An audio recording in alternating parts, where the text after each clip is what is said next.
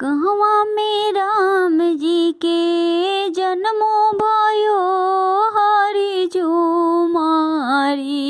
अब कहवा में बजेला बधाओ खेलब हरि झूमारी।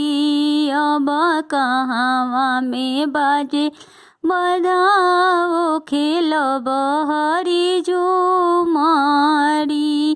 अयोध्या में राम जी के जन्मो भयो हरि झूमारी।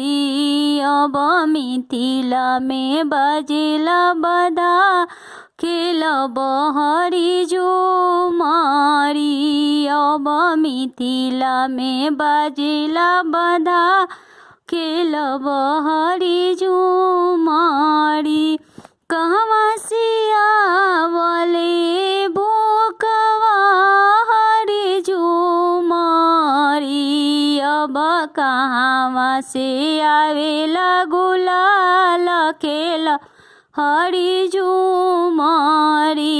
अब कहवा से आवेला गुलाल खेलब हरि झूमारी। अयोध्या से आवेला भोकवा हरि झूमारी।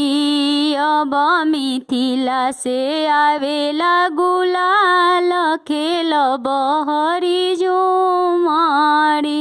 अब मिथिला से आवेला गुलाल खेलब हरि झूमारी। कहवा में उड़ेला भोकवा हरि झूमारी।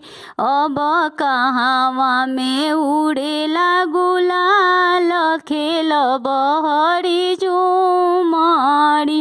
अब कहवा में उड़ेला गुलाल खेलब हरि झूमारी। अयोध्या में उड़ेला भोकवा हरि झूमारी। अब मिथिला में उड़ेला गुलाल खेलब हरि झूमारी।